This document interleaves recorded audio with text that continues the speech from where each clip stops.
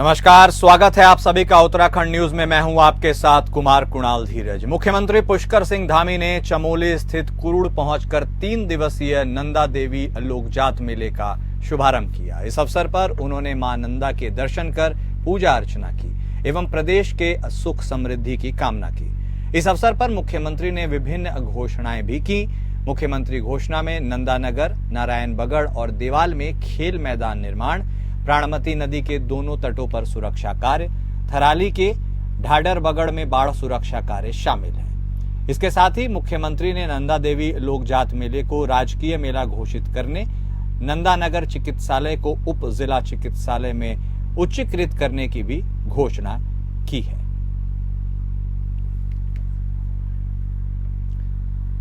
तो अब तस्वीरों के माध्यम से देख सकते हैं किस प्रकार मुख्यमंत्री पुष्कर सिंह धामी लोगों से मिलते हुए नजर आ रहे हैं। मुख्यमंत्री ने चमोली स्थित कुरुड़ पहुंचकर 3 दिवसीय नंदा देवी लोकजात मेले का शुभारंभ किया। ये उसकी तस्वीरें हम आपको दिखा रहे हैं। इस अवसर पर उन्होंने मां नंदा की पूजा अर्चना भी की और प्रदेश के सुख समृद्धि और खुशहाली की कामना की। इस अवसर पर मुख्यमंत्री ने विभिन्न घोषणाएं इसके अलावा भी की। मुख्यमंत्री घोषणा में जो खास बातें हैं वो हम आपको बता देते हैं। नंदानगर, नारायणबगड़ और देवाल में खेल मैदान के निर्माण को घोषणा हुई है उसकी। प्राणमती नदी के दोनों तटों पर सुरक्षा कार्य और थराली के ढाडरबगड़ में बाढ़ सुरक्षा कार्य भी शामिल है। इसके साथ ही मुख्यमंत्री ने नंदा देवी लोकजात मेले को राजकीय मेला घोषित करने का भी निर्णय लिया है। इसके साथ नंदानगर चिकित्सालय को उप जिला चिकित्सालय में उच्चीकृत करने की घोषणा भी की है। तस्वीरें मुख्यमंत्री पुष्कर सिंह धामी के इस विजिट की, जहां साफ तौर पर वे पूजा अर्चना करते हुए देखे जा सकते हैं और पार्टी के कार्यकर्ता और अन्य लोगों से मिलते हुए वे नजर आ रहे हैं।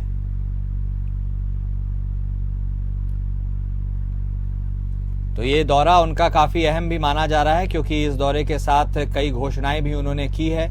देवाल में खेल मैदान निर्माण को भी स्वीकृति दी है। प्राणमती नदी के दोनों तटों पर सुरक्षा कार्य के लिए भी उन्होंने अपनी बात कही है। थराली के ढाडरबगड़ में बाढ़ सुरक्षा कार्य भी इसमें शामिल है। और जो नंदा देवी लोकजात मेले है उसे राजकीय मेले घोषित करने का भी उन्होंने फैसला लिया है।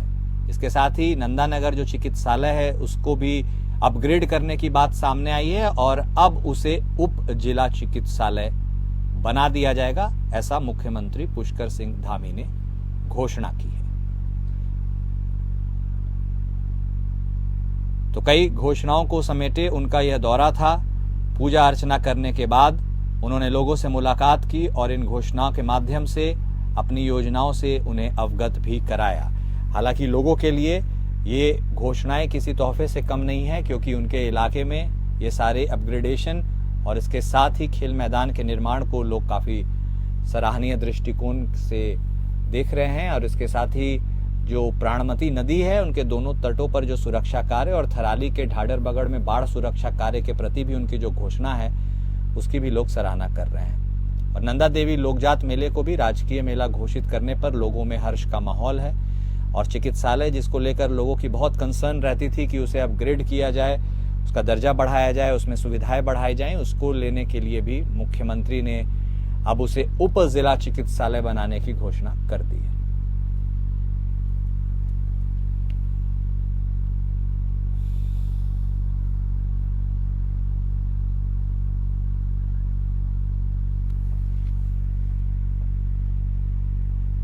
वहीं पूर्व मुख्यमंत्री हरीश रावत का उपवास गैरसैंण को स्थायी राजधानी बनाने को लेकर चर्चा में है। हरीश रावत ने गैरसैंण में 1 घंटे का उपवास किया। इसके साथ ही स्वास्थ्य और सड़क के अभाव को लेकर उन्होंने मौजूदा सरकार पर जमकर निशाना साधा है। चमोली जिले के गैरसैंण विकासखंड में आपको बता दें कि 21 अगस्त से 23 अगस्त तक विधानसभा का मानसून सत्र आहूत हुआ है, जिसके चलते पूर्व मुख्यमंत्री हरीश रावत ने गैरसैंण में 1 घंटे का उपवास किया। इसके बाद हरीश रावत ने गैरसैंण के विभिन्न गांवों से आई मंगल दलों के साथ गैरसैंण मार्केट से लेकर रामलीला फील्ड गैरसैंण तक रैली भी निकाली है। वहीं पूर्व मुख्यमंत्री हरीश रावत का साफ तौर पर कहना है कि सरकार से गैरसैंण को स्थायी राजधानी बनाने की मांग की गई थी, लेकिन सरकार इसके प्रति उदासीन दिखती है, जिससे यह बात स्पष्ट है कि राजधानी बनाने की सरकार की कोई मंशा नहीं है। उन्होंने सरकार पर स्वास्थ्य सुविधाएं और सड़क के अभाव को लेकर भी जमकर निशाना साधा है।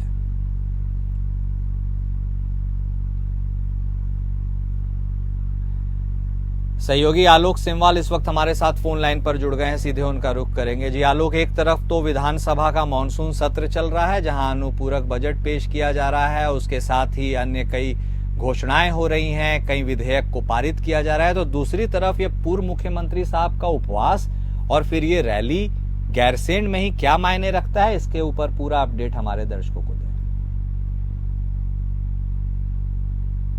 विधानसभा सत्र चलाया जा रहा है और इसी के दौरान जो है विपक्ष सरकार को घेरने का काम तो विधानसभा के अंदर कर ही रहा है। वहीं पूर्व मुख्यमंत्री हरीश रावत की बात करें तो वो विधानसभा भवन के बाहर फिलहाल सरकार को घेरने का काम वो कर रहे हैं। उन्होंने रैली भी निकाली है और तमाम चीजों को लेकर सरकार को घेरने का काम किया है, चाहे कानून व्यवस्था की बात करें या सुरक्षा के दृष्टिगत बात करें या स्वास्थ्य के दृष्टिगत बात करें। तो इस तमाम ऐसी चीजें हैं जिन पर हरीश रावत ने टिप्पणी की है। उन्होंने उपवास भी इसके लिए रखा था और जो सबसे प्रमुख मांग है कि गैरसैंण को स्थायी राजधानी बनाने की, वो अभी तक सरकार ने पूरी नहीं की है। तो पूर्व मुख्यमंत्री का साफ तौर पर कहना है कि सरकार की कोई मंशा नहीं है कि गैरसैंण को एक स्थायी राजधानी बनाया जाए और पहाड़ों का विकास किया जाए। तो इस बात पर सरकार को घेरने का उन्होंने काम किया है। वहीं 2 दिन और जो है, 1 दिन और जो है सत्र चलाया जाएगा। तो इसमें विपक्ष क्या कुछ मुद्दे लेकर उठता है और क्या प्रश्न पूछे जाते हैं, ये देखना बेहद दिलचस्प होगा। जी कुणाल। ठीक है आलोक, हमारे साथ जुड़ने के लिए, तमाम अपडेट देने के लिए आपका बेहद शुक्रिया। ही नहीं महसूस कर रही है, अपमानित भी महसूस कर रही है। आप नहीं मना सकते थे, नहीं मनाते, लेकिन आपने झूठ बोल रहे हैं। लिखा है ग्रीष्मकालीन राजधानी गैरसैंण, नेशनल हाईवेज में बोर्ड लगा करके रखे। ये अपमान है गैरसैंण की जनता का, ये अपमान है चमोली की जनता का, ये अपमान है उत्तराखंड की जनता का, ये अपमान है राज्य आंदोलन का, ये अपमान है शहीदों का। इसलिए आज जो है हमको उपवास और मोमबत्ती लेकर के राजधानी ढूंढनी पड़ी सड़कों के अंदर। गैरसैंण की सड़कों में राजधानी तो नहीं मिली, हाँ गड्ढे खूब मिल गए, हमको खूब गड्ढे मिल गए और अस्पताल में डॉक्टर नहीं, नलों में पानी नहीं और सड़कों में मलबा। ये गैरसैंण की पहचान इन्होंने बना दी।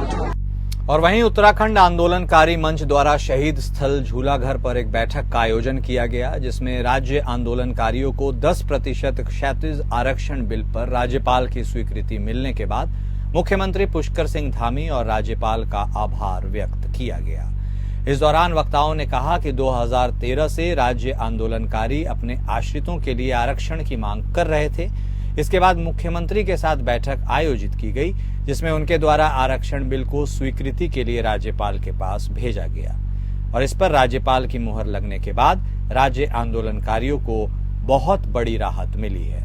इसके साथ ही राज्य आंदोलनकारियों के चिन्हीकरण की मांग को भी प्रमुखता से रखा गया है और उम्मीद है कि जल्द ही राज्य आंदोलनकारियों को चिन्हित कर उन्हें सारी सुविधाएं मुहैया कराई जाएंगी।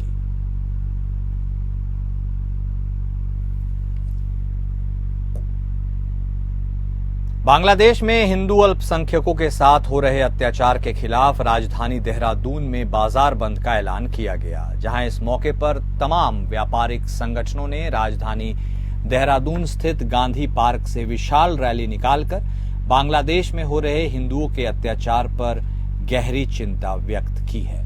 बांग्लादेश के हिंदुओं के साथ खड़े होने की इन्होंने बात कही है। इसके साथ ही केंद्र सरकार से यह मांग की है कि बांग्लादेश में जिस तरह से हिंदुओं पर अत्याचार हो रहा है, उसमें पूरा हिंदू समाज उसका विरोध करता है और लगातार हो रहे अत्याचार पर केंद्र सरकार को ठोस कदम उठाने चाहिए। तो व्यापारिक संगठनों ने अत्याचार पर अपनी चिंता व्यक्त की। आपको बता दें कि जिस तरह से बांग्लादेश की राजनीतिक स्थिति में उथल पुथल मची, वहां पर शेख हसीना के देश छोड़ने के बाद से हिंदू अल्पसंख्यकों के ऊपर अत्याचार की खबरें बेतहाशा बढ़ गई और उसी को लेकर अपनी नाराजगी जाहिर करते हुए तमाम व्यापारिक संगठन के लोग इस अत्याचार पर अपनी चिंता प्रकट करते हुए देहरादून में एक रैली निकालते हुए नजर आए, जिसमें साफ तौर पर उन्होंने सरकार से मांग की कि हिंदुओं के ऊपर जो अत्याचार हुए हैं बांग्लादेश पर, उस पर केंद्र सरकार ठोस निर्णय ले, हिंदुओं के साथ खड़ी रहे और यह जरूर सुनिश्चित करे कि उनके अधिकारों का हनन नहीं होना चाहिए।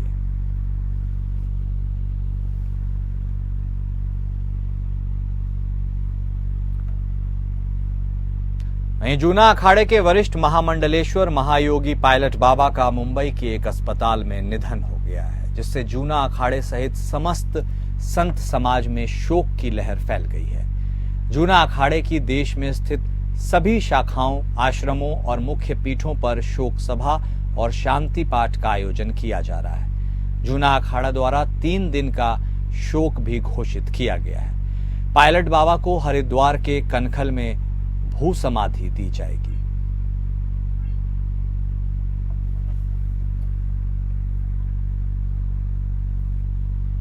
सहयोगी रुपेश वालिया इस वक्त हमारे साथ फोन लाइन पर जुड़ गए हैं, सीधे उनका रुख करेंगे। जी रुपेश, संत समाज और तमाम धार्मिक संगठनों के लिए यह एक बेहद दुखद समाचार है। जूना अखाड़े के मशहूर पायलट बाबा का निधन हो गया। ऐसे में लोगों की क्या कुछ प्रतिक्रियाएं आ रही हैं और क्या माजरा है, क्या अपडेट है, इसके बारे में हमारे दर्शकों को बताइए। देखिए कुणाल, आज जगजीतपुर में जो उनका आश्रम है, पायलट बाबा आश्रम, उस आश्रम में पायलट बाबा को भू समाधि अभी कुछ ही देर पहले दी गई है। देश विदेश के जो उनके श्रद्धालु और अनुयायी हैं वो कल से ही वहां पर उमड़ना शुरू हो गए थे। कल करीब 11:30 बजे जो उनका मृत शरीर था उसे देहरादून जॉली ग्रांट एयरपोर्ट पर लाया गया था। उसके बाद वो जगजीतपुर आश्रम में उनका मृत शरीर लाया गया, तो उनके जो अंतिम दर्शनों के लिए भी वो उनका जो महायोगी पायलट बाबा हैं उनका मृत शरीर रखा गया था। अंतिम दर्शनों के बाद आज सुबह करीब 11 बजे भू समाधि का समय था, तो करीब 11:30 बजे के आसपास भू समाधि का कार्यक्रम शुरू हुआ। तो जूना अखाड़े, क्योंकि वो जूना अखाड़े के महामंडलेश्वर थे और बड़े वरिष्ठ संत थे, तो जूना अखाड़े के जो अंतर्राष्ट्रीय संरक्षक हैं महंत हरिगिरी जी महाराज और उनके अलावा भी जूना अखाड़े से जुड़े जो भी पदाधिकारी हैं वो वहां पर मौजूद थे और विधिवत रूप से उनका भू समाधि, उनका जो जगजीतपुर में आश्रम है वहीं पर उनको भू समाधि दी गई है। क्योंकि जब वो जीवित थे पायलट बाबा, तभी उन्होंने अपना जो समाधि स्थल है उसका चयन खुद ही कर लिया था, तो उनकी बताई हुई जगह पर ही उन्हें भू समाधि दी गई है। देश विदेश से श्रद्धालु पायलट बाबा आश्रम पहुंचे हैं और उन्हें श्रद्धांजलि, पायलट बाबा को श्रद्धांजलि दे रहे हैं। फिलहाल की यही व्यवस्था है कि चूंकि वहां पर बहुत ज्यादा भीड़ है, बहुत ज्यादा काफी संख्या में लोग बाग आ रखे हैं। जो नैनीताल के सांसद हैं अजय भट्ट, वो भी भू समाधि के समय वहां पर मौजूद थे और जो विभिन्न संगठनों से जुड़े कई पदाधिकारी हैं वो भी वहां पर मौजूद थे, तो उन्हीं की देखरेख में पूरा कार्यक्रम संपन्न किया गया। ठीक है, धन्यवाद रुपेश, आप हमारे साथ जुड़े और हमारे दर्शकों को तमाम अपडेट से अवगत कराया। सर्वोच्च न्यायालय ने अनुसूचित जाति और जनजाति में आरक्षण को संसद सत्र में लेकर निरस्त करने के आदेश दिए हैं। जहां पूरे देश में एससी और एसटी समाज ने भारत बंद का आह्वान किया, वहीं इसका असर खटीमा क्षेत्र में भी देखने को मिला।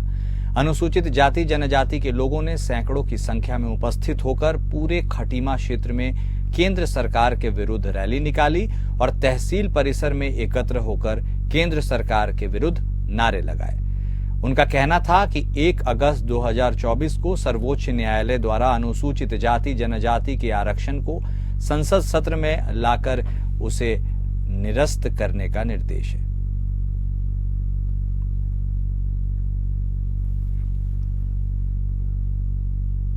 विकासखंड ताड़ीखेत के ग्राम बिल्लैक के रहने वाले गोपाल उप्रेती, जो कि सेब उत्पादन के लिए कुमाऊं क्षेत्र में एप्पल मैन के नाम से जाने जाते हैं, कुछ समय पहले इन्होंने ही लगभग 7 से 7.5 फीट धनिये के पौधे का उत्पादन कर Guinness book of world record में अपना नाम दर्ज किया था। बता दें कि पर्यटन नगरी रानीखेत से लगभग 52 किलोमीटर दूर स्थित ग्राम बिल्लैक में गोपाल उप्रेती का 60 नाले में एक सेब का बगीचा बना हुआ है, जहां पर इस समय सेबों को तोड़कर उनकी पैकिंग का काम चल रहा है। आपको बता दें कि पैकिंग के लिए सबसे पहले सेब की ग्रेडिंग की जाती है। इसमें अलग अलग ग्रेड के सेबों को इकट्ठा कर पैक किया जाता है। इसके बाद इन्हें मंडियों में भेज दिया जाता है। इस काम के लिए लगभग 12 से 15 क्षेत्रीय ग्रामीण मजदूर तोड़ने और पैकिंग करने के लिए कार्य पर लगे रहते हैं।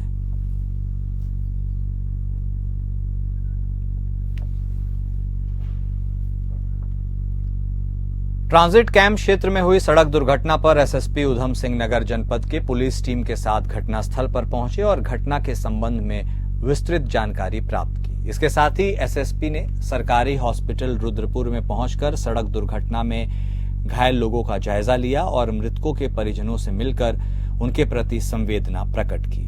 इसके साथ ही हर संभव मदद का आश्वासन दिया। आपको बता दें कि एक कार ने सवारी भरे एक ट्रक को टक्कर मारी थी, जिसमें 5 लोगों ने अपनी जान गंवा दी थी।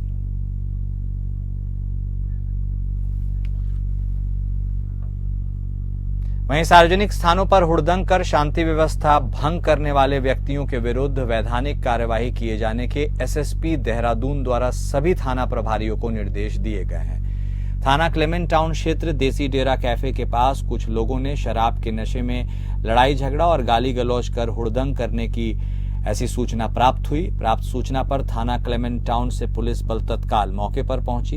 इस मौके पर पुलिस द्वारा लड़ाई और झगड़े की शांत कर उसके खिलाफ व्यक्तियों को काफी समझाने का प्रयास किया गया, परंतु जितने लोग वहां पर थे वे और उग्र होकर हंगामा करने लगे, जिस पर शांति भंग होने की संभावना को देखते हुए पुलिस द्वारा मौके से 5 लोगों को गिरफ्तार किया गया।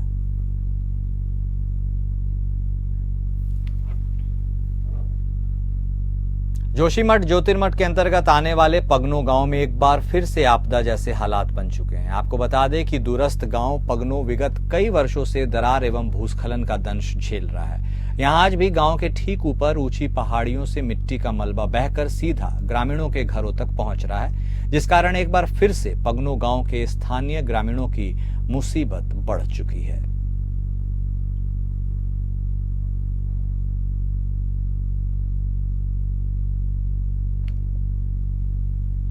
तो आप देख सकते हैं पगनो गांव की ये क्या हालात हैं, जिस तरह से लगातार मलबा नीचे की ओर बह रहा है।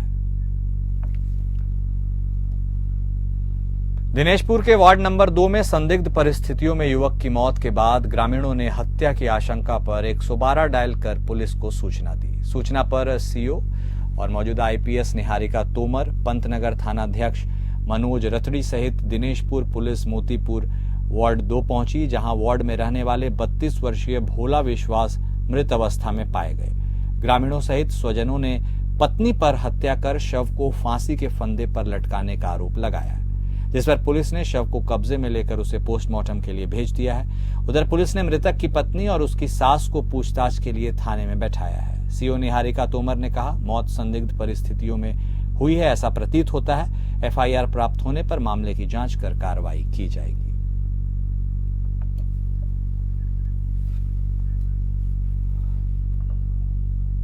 और उत्तराखंड न्यूज में अभी के लिए इतना ही। नमस्कार।